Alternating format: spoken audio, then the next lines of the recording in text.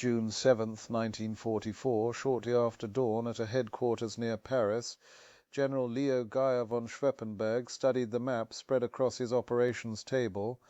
The pins marking his panzer divisions formed a pattern he had designed himself, a counter to Erwin Rarmel's warnings about Allied air superiority. Rarmel had insisted that daylight movement was suicide. Geyr disagreed. The sky would prove who was right. Panzer Lehr moving from Chartres. The 12th SS Panzer Division Hitlerjugend advancing from Liz under SS Brigadefuhrer Fritzwitt, with Kurt Meyer leading the spearhead regiment. The 21st Panzer Division already engaged near Caen. Other armoured units converging from across France under Geyr von Rundstedt's overall command structure. On paper it looked like a hammer about to fall. The Allies had landed in Normandy just 24 hours earlier during Operation Overlord. Their beachheads were still shallow, still vulnerable, still within reach of a concentrated armoured blow. If Geyr's panzers could reach the coast by nightfall on June 8th, they might still throw the invasion back into the English Channel. General Leo Geyr von Schweppenburg commanded Panzer Group West, Germany's strategic armoured reserve in France. 4 decades in uniform had taught him one lesson. Strike fast, strike hard before the enemy consolidates. He had studied the invasion problem carefully. The first 48 to 72 hours would be critical. During that window, a concentrated panzer attack might split the Allied beaches, just as German armour had done at Dunkirk in 1940. On the morning of June 7th, Geyr had every reason for confidence. Panzer Lehr and 12th SS Panzer Division Hitlerjugend were already moving toward Normandy. The hammer was rising. What Geyr did not yet understand was that the roads themselves had become a battlefield, and on that battlefield his panzers had already lost. The reports began arriving shortly after 900 hours. At first they seemed routine. Scattered mentions of air attacks along the approach routes. A fuel convoy hit near Alençon. A column delayed by cratered roads south of Falaise. Damage from the transportation plan. The systematic Allied bombing campaign that had shattered French railway networks in the weeks before D-Day. These were the expected frictions of war, the minor setbacks that every military operation encountered. No campaign ever ran perfectly according to plan. Geyr's staff logged the reports and updated the situation map. The overall picture still looked favourable. Panzer was making progress toward its assembly area. The 12th SS was advancing toward Caen. Other units were in motion across the French road network. But as the morning progressed, the pattern in the reports began to change. General Fritz Berlin, commanding Panzer Division, reported that his fuel trucks had been destroyed by fighter bombers near Argentine. Without fuel, his tanks had halted in an orchard to wait for resupply that might never come. A 12th SS communications officer reported that his signals vehicles had been caught on an open road and burned by RAF Typhoons. 3 staff cars destroyed, 6 men killed, the regimental command net temporarily silenced. By noon, the individual incidents had become a flood. Geyr stood before the map table as his intelligence officers read the latest messages. Column attack near Thury Court. 14 vehicles destroyed by P-47 Thunderbolts. Ammunition convoy hit outside fire. Explosions continuing for 20 minutes as shells cooked off in burning trucks. Tank transporters caught on the Files Road. 5 Panther tanks lost before they could even reach the battlefield. What Geyr could not see from his headquarters near Paris was the machine the Allies had built above the roads of France. By June 1944, the Western Allies controlled an air force of staggering size and sophistication. The American 8th and 9 in the air forces, combined with the British Royal Air Force, could put thousands of aircraft into the sky over France on any given day. The weapon of choice was the fighter bomber. The American P-47 Thunderbolt was a beast of an aircraft, 7 tons of engine, armour and firepower that could carry 2,000 lb of bombs or 8 rockets while still retaining the performance to fight other aircraft. The British Hawker Typhoon was equally fearsome. Armed with RP-3 rockets, each capable of penetrating the armour of most German vehicles, the Typhoon had been specifically optimised for attacking armoured columns and strongpoints. But the aircraft were only part of the system. The transportation plan had systematically destroyed French railways, bridges and road junctions.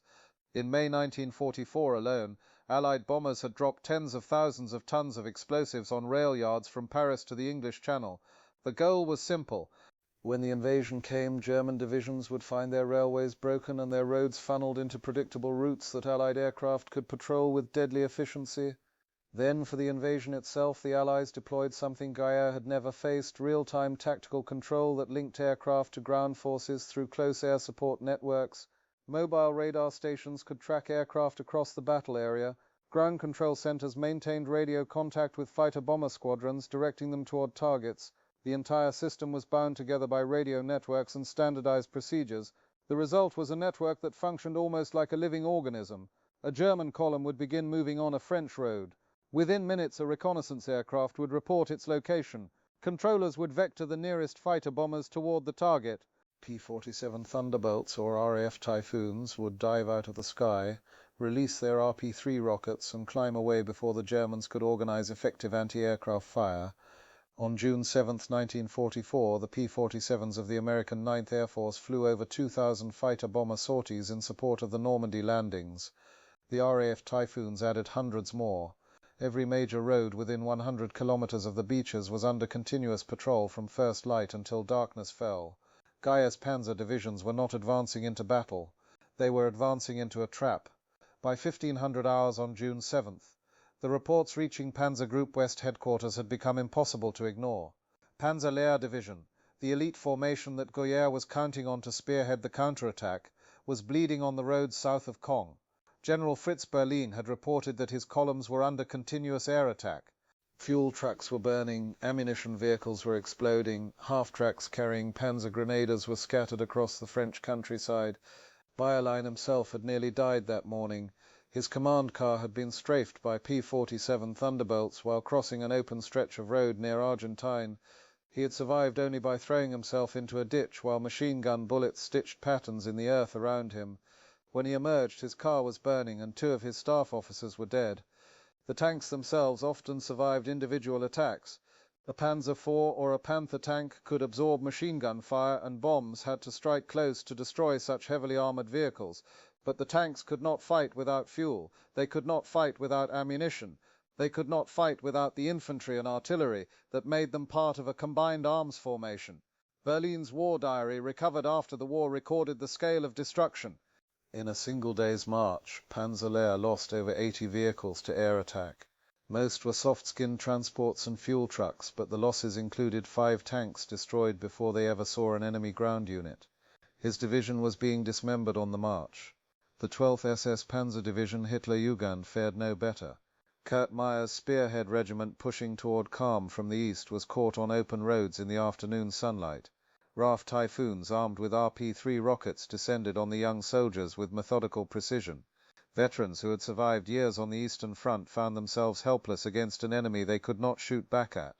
At Panzer Group West headquarters, Geyr's staff tried to maintain order. They rerouted columns onto secondary roads.